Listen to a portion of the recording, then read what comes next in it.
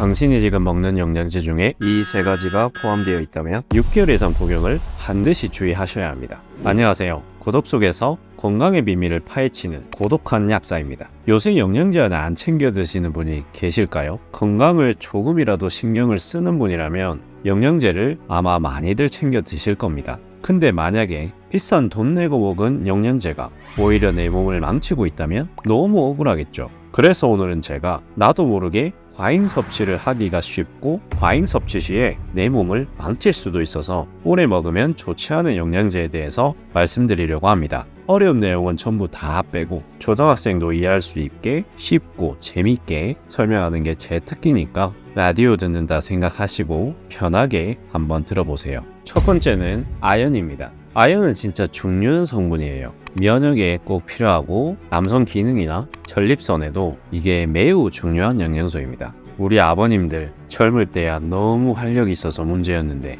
나이 드니까 밤만 되면 겁난다는 분들이 한두 분이 아닙니다. 그래서 우리 어머님들이 아버님들 몰래 아연을 드리기도 하고 혹은 아버님 스스로 아연을 찾으시기도 하죠. 근데 아연은 이 미네랄 중에서 부작용이 많이 보고되는 편이기 때문에 주의를 해서 드실 필요가 있어요. 영양제를 여러 개 드시다 보면 나도 모르게 과량으로 드시고 있는 경우가 종종 있습니다. 아연의 상한 섭취량은 35ml 정도거든요. 특이한 경우에는 일시적으로 고함량을 먹을 때도 있긴 있는데 100ml에서 300ml 정도의 고함량을 특이한 경우가 아닌데도 지속적으로 드시는 것 정말 권유드리지 않아요. 특히 장기간 복용을 하게 되면 구토나 복통 등 위장장애를 일으킬 수 있거든요. 이거는 조금 더 어려운 이야기긴 한데 아연과 우리는 이 소장에서 흡수될 때 서로 경쟁을 하거든요. 근데 만약에 내가 너무 많은 아연을 먹게 되면 구리의 흡수를 억제하게 돼서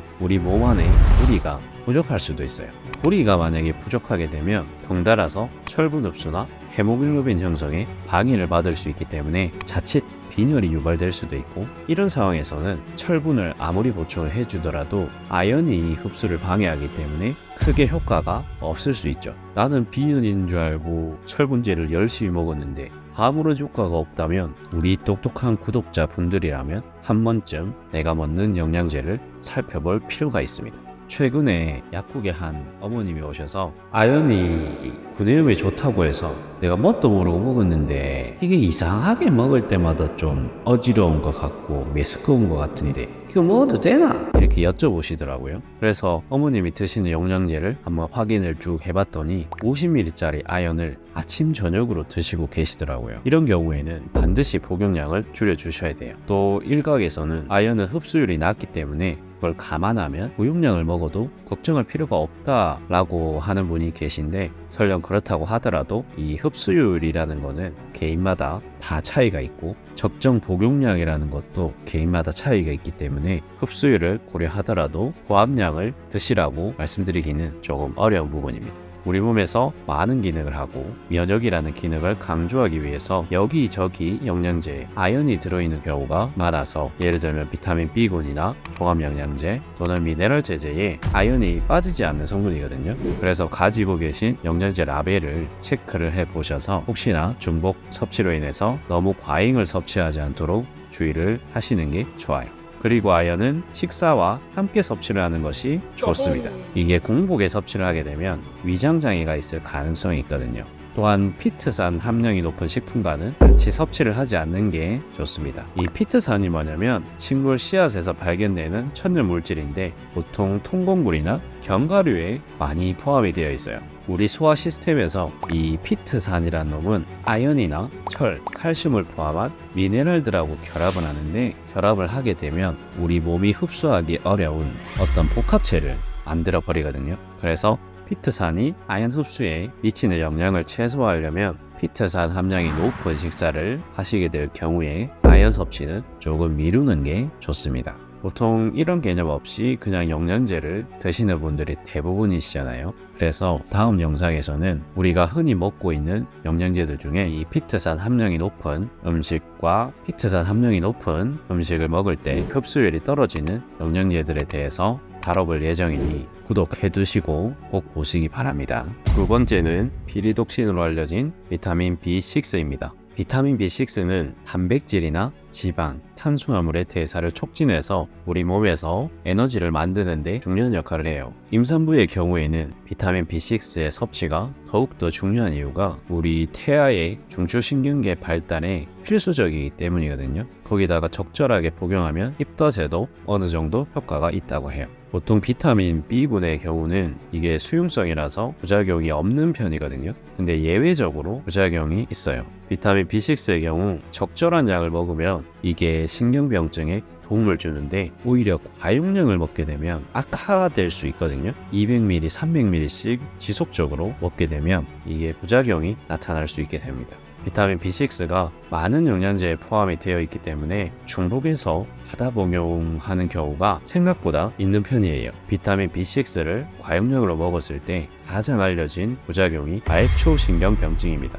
이는 신경 손상을 찌우라는 상태인데 사지가 무감각하다거나 따끔거린다거나 혹은 통증을 유발할 수 있어요. 아무 생각 없이 먹었는데 어느 날 갑자기 속이 쓰리고 메스껍다든지 갑자기 손이 저리고 통증이 생긴다면 사실 이렇게 연결고리를 찾기는 정말 어렵긴 하지만 저희 똑똑한 구독자분들이라면 내가 혹시 비타민 B6를 다용량으로 섭취하고 있는 건 아닐까 이렇게 한번 생각을 해볼 수 있어야 되겠죠. 지금 바로 여러분이 가지고 계신 영양제의 라벨을 한번 확인을 해보시고 혹시나 비타민 B6가 중복되진 않았는지 한번 확인해 보세요. 앞서 말씀드렸듯이 비타민 B6는 에너지 생성에 도움을 주기 때문에 오전에 섭취하는 것이 조금 더 좋을 수 있고요. 자기 전에 복용을 하시면 조금 예민하신 분은 조금 잠이 안 온다 이런 분들도 간혹 계십니다. 비타민 B6 피리독신의 경우에는 이것만 가지고도 영상을 한 편 만들 수 있을 정도로 관련된 내용이 워낙 많기 때문에 다음에 비타민 B6에 대해서 한번 집중적으로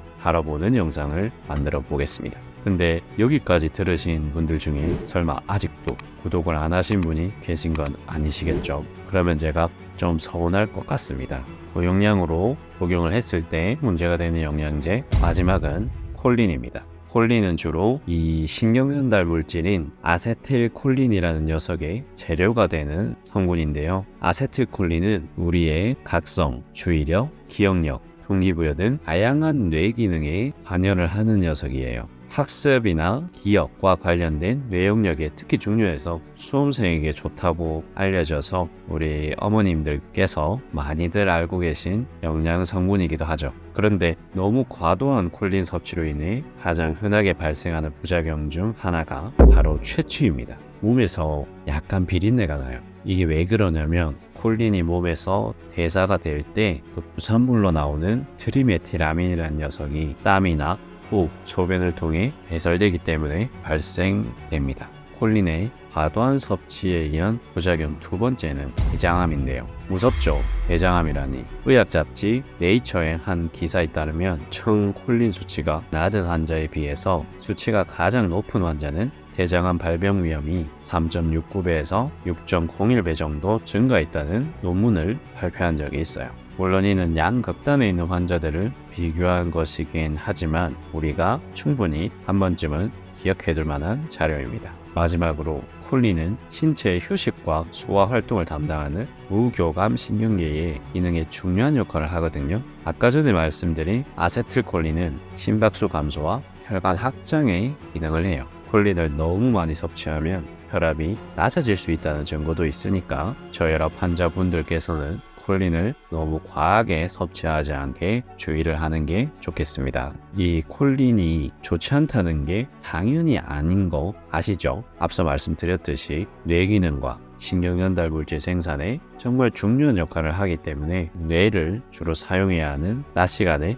복용을 하시게 되면 이점을 최적화할 수 있을 겁니다. 오늘은 과용량을 먹었을 때 부작용이 발생할 수 있는 영양제, 아연, 피리독신, 그리고 콜린에 대해서 알아봤습니다. 모두 다 우리 몸에서 필수적인 성분이고 적절하게 반드시 드셔주셔야 되는 영양소이지만 나도 모르게 복용을 지속적으로 했을 때 문제가 발생할 수 있는 성분들이니 주의해서 섭취를 해주시는 게 좋겠습니다. 사실 저희 어머니도 저한테 계속 잔소리를 들으시는데 체크를 잘 안 하시더라고요. 그래서 저희 어머니께 만들어 드렸던 영양성분 체크리스트를 여러분들에게도 드릴 테니 고정 댓글을 참고해 주세요. 앞으로 여러분들에게 양질의 건강 정보를 전달해 드려 여러분들이 놓칠 수 있는 건강을 지켜드리도록 하겠습니다. 그럼 저는 이만 다시 건강의 비밀을 파헤치러 고독 속으로 들어가 보겠습니다.